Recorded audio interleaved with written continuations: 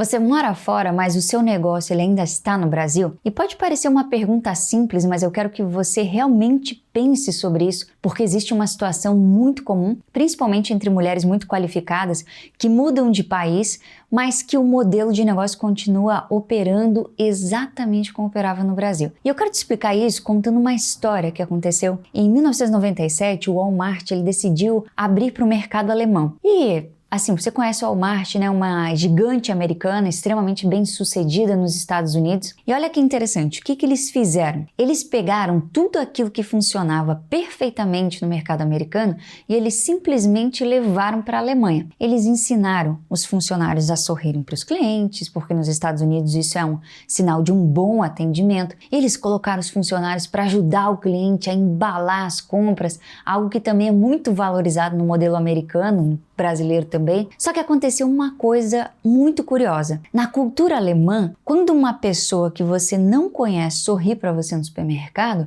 isso pode ser interpretado como uma paquera. E outra coisa, o cliente alemão, ele prefere ele mesmo embalar as compras, ele valoriza a autonomia, ele valoriza a privacidade. Resultado, os alemães não fizeram protesto, não fizeram escândalo, eles simplesmente pararam de ir ao Walmart e continuaram frequentando os mercados locais. E olha que interessante, o Walmart ele não fracassou porque os produtos eram ruins, inclusive eram muito parecidos. Ele fracassou porque tentou operar em um outro país usando os códigos culturais do mercado americano. E é exatamente isso que acontece com muitas profissionais brasileiras quando elas tentam vender no exterior. Então ela vai lá e pega tudo aquilo que funciona no Brasil, o modelo da mentoria, a promessa, os bônus, o formato de entrega, e ela tenta simplesmente traduzir isso para outro país, talvez traduzir para o inglês, talvez traduzir para o espanhol, para o alemão, e ela fica esperando isso funcionar. Só que o problema não é o idioma, o problema são os códigos. Existe um erro silencioso que quase ninguém percebe quando muda de país. É quando a pessoa está mudando de país, 3 coisas mudam dentro dela. Profundamente, né? Ela muda dentro de nós.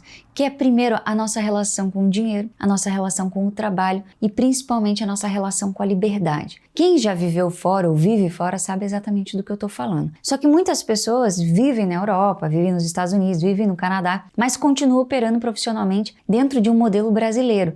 E isso cria uma armadilha silenciosa, porque você passa a viver em uma moeda forte, mas você continua faturando uma moeda fraca. Você vive em euro, mas você recebe em real. Você vive em dólar, mas você continua dependendo do mercado brasileiro. E quando isso acontece, 2 coisas começam a aparecer. A primeira é que você tem um teto de faturamento, porque o poder de consumo do mercado brasileiro ele é completamente diferente. Segunda coisa, é uma sensação constante de que você está sempre remando, mesmo você sendo extremamente competente, mesmo você tendo uma trajetória incrível, mesmo você tendo resultados. E olha que interessante, eu já atendi inúmeras mulheres com carreiras brilhantes no Brasil que, ao mudar de país, elas não conseguiram gerar o mesmo impacto, a mesma autoridade que elas tinham no Brasil. Uma vez uma aluna minha, médica em uma das maiores hospitais da América Latina, ela me disse algo que eu nunca mais esqueci. Ela estava vivendo na França naquele momento. E ela falou assim: Lara, eu precisei voltar para o Brasil para lembrar quem eu era. Olha que forte isso. O conhecimento dela não mudou. A experiência dela não mudou. Os resultados que ela tinha não mudaram. O que mudou foi o contexto e principalmente os códigos do mercado aonde ela estava sendo inserida. E olha que ela conhece muito bem a França, ela já estudou lá, teve várias formações, morou durante muito tempo na França. O fato é que existe um erro muito comum quando falamos de mentorias. No Brasil, muitas mentorias são construídas em um modelo de você pegar na mão. O cliente, ele quer aquele acesso direto, ele quer proximidade, ele quer o mentor ali o tempo inteiro com ele. Mas no mercado internacional, muitas vezes o cliente, ele valoriza uma outra coisa. Ele valoriza a estrutura, ele valoriza a clareza e principalmente ele valoriza autonomia. Ele quer saber exatamente como aplicar aquilo. Ele não quer dependência. Então, quando você pega um modelo brasileiro e simplesmente tenta transplantar para o mercado internacional, algo não encaixa. O cliente não sabe exatamente explicar o que foi que deu errado ali, o que tem de estranho, mas ele sente. E quando ele sente isso, ele simplesmente não compra. Talvez você nem ouça ele falar o que foi que aconteceu. Assim como o cliente alemão simplesmente deixou de ir ao Walmart. Agora vem a parte mais importante. O ativo mais caro você provavelmente já construiu, que é a sua experiência, o seu conhecimento, os seus resultados, a sua autoridade. Nada disso precisa mudar quando você vai para o internacional. O que precisa mudar de fato são 3 coisas. Primeiro, o seu posicionamento. Você deixa de ser apenas uma profissional local e você passa a se posicionar como uma especialista internacional. Segundo, a estrutura da sua mentoria, ela precisa ser diferente.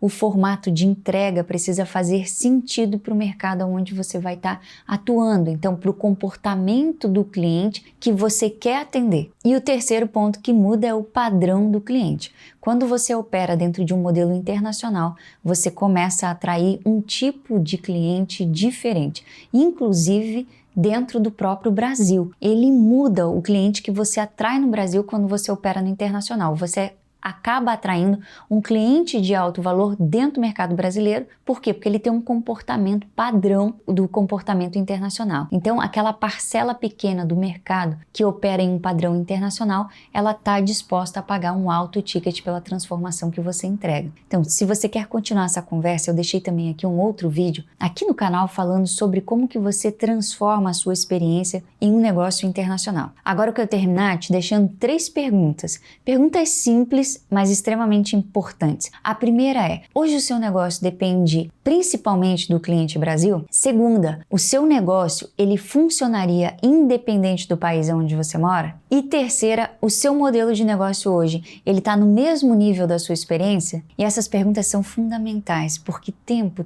não é dinheiro, tempo é vida, mas o tempo bem empregado, ele pode gerar muito valor e financiar a vida que você planejou. Agora eu quero saber uma coisa de você. Você já mora fora ou você pretende morar em breve? Hoje o seu negócio depende mais do cliente do Brasil ou de clientes internacionais? Me conta aqui nos comentários que eu adoro ler o que vocês estão vivendo durante esse processo. Um beijo e a gente se vê no próximo vídeo.